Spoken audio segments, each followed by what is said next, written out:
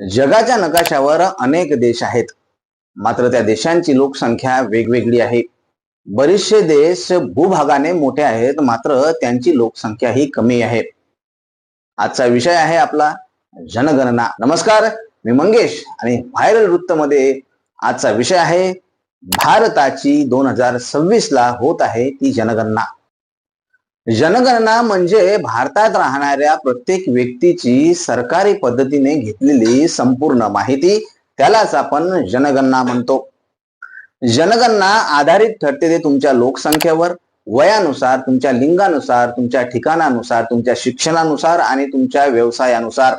असे वेगवेगळे प्रकार आहेत ज्यातून जनगणना ही केली जाते. जाणून घेऊया भारताच्या जनगणनेचा इतिहास.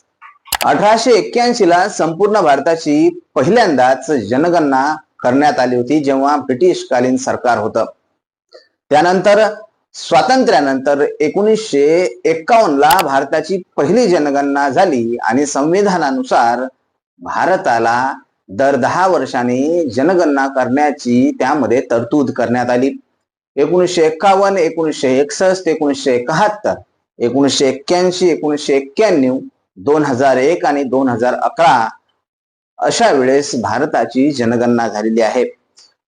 ही जनगणना 2021 ला व्हायची होती, ती आता सरकारी कामकाजांमुळे, पक्षीय कामांमुळे कदाचित ही पुढे ढकलण्यात आली आहे. 2026 म्हणजे जवळपास 5 वर्ष ही जनगणना उशिराने होत आहे. या जनगणनेचे फायदे काय आणि तोटे काय आपण जाणून घेणार आहोत या व्हिडिओच्या माध्यमातून. आपण बघूया जनगणनेचे फायदे काय आहेत. जनगणना ही खूप भारतासाठी असेल किंवा कुठल्याही देशासाठी खूप महत्वाची असते. आपली लोकसंख्या किती यावरून एक महत्वाचा अंदाज येतो. त्यासोबतच देशाचा विकास कसा करायचा त्याचा सुद्धा एक चांगला अंदाज येतो. संसाधनांचे वाटप करण्यास सरकारला मदत होते. सोबतच विकास कामे कशी करायची त्या संदर्भात सुद्धा सरकारला एक आयडिया येते. जनगणनेचा आणखी एक महत्वाचा फायदा म्हणजे शिक्षण, आरोग्य, व्यवसाय सर्वच गोष्टींवर लक्ष केंद्रित करून लोकसंख्येच्या अनुसार तुम्हाला ते नियंत्रित करता येतं. त्यासोबतच जनगणना एक महत्वाचा टप्पा असा की जनगणनेमध्ये मतदारसंघ जे आहेत ते सुद्धा व्यवस्थित सुधारित करता येतात. जनगणनेचा आणखी सर्वात मोठा फायदा म्हणजे बाहेरून आलेली जे काही लोक आहेत किंवा बाहेरून स्थलांतरित झालेले लोक आहेत त्यांच्यावर सुद्धा एक सरकारची देखरेख म्हणून आपल्याला ठेवता येते.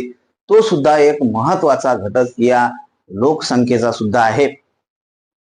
आता बघूया आपण लोकसंख्या म्हणजेच एकंदर जनगणनेचे तोटे काय आहेत. जनगणनेचे एकंदर आपण तोटे बघूया. खरं तर याचे तोटे नाहीतच, मात्र काही गोष्टी जर का आपण बघितल्या तर त्याच्यामध्ये ही खूप खर्चिक प्रोसेस आहे.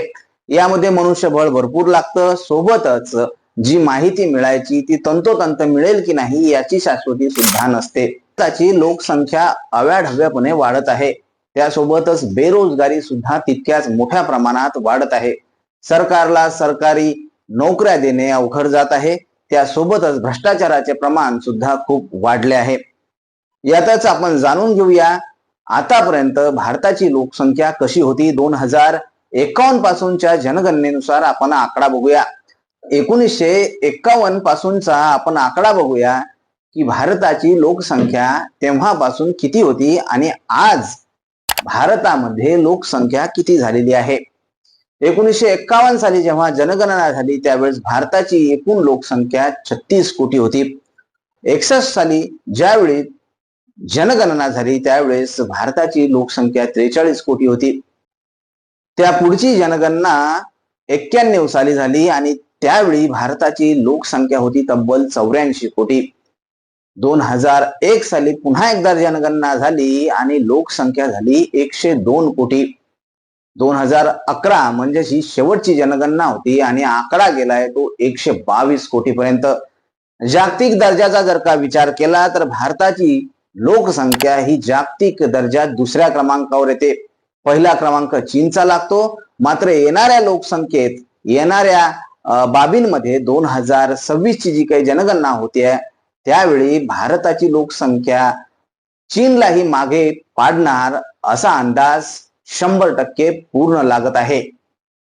त्यामुळे येणारी लोकसंख्या किती असेल ते पाहणं सुद्धा आपल्यासाठी खूप महत्वाचं ठरणार आहे. 2011च्या जनगणनेनुसार आपण बघूया धार्मिक लोकसंख्या भारताची किती होती. 2011च्या आकडेवारीनुसार 80% हिंदू हे भारतात राहतात. त्यासोबतच 15% मुस्लिम या भारतामध्ये राहतात. त्यानंतर नंबर येतो ख्रिश्चन लोकांचा. ख्रिश्चन कम्युनिटीचा. ख्रिश्चन जवळपास 2.7% या भारतामध्ये राहतात. त्यानंतर शीख लोकांचा नंबर येतो 1.7% शीख समुदाय या भारतामध्ये राहतो. त्यानंतर 1% हा बौद्ध लोकांचा येतो. आणि त्यानंतर जैन धर्मीय जे आहे ते 50 ते 60 लाख या जनसंख्येमध्ये येतात.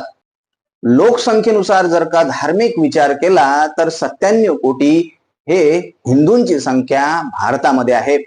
त्यासोबतच 17 कोटी जी काही लोकसंख्या आहे ती मुस्लिमांची भारतामध्ये आहे. त्यानंतर 3% ख्रिश्चन आहेत, 2% शीख आहेत, तर 1% हे बौद्ध लोक आहेत. जनगणनेचा हा टॉपिक तुम्हाला व्हायरल वृत्तामध्ये कसा वाटला नक्की कळवा. मात्र वाढती लोकसंख्या देशाला नक्कीच घातक असून येणाऱ्या काळात बेरोजगारी, भ्रष्टाचार, दुर्गंधी आणि गलिच्छ वातावरण वाढायला वेळ लागणार नाही. सरकारने यावर लवकरच अंकुश लावावा हा आपण सगळ्यांनी प्रयत्न केला पाहिजे. व्हायरल वृत्तसाठी मी मंगेश देशमुख.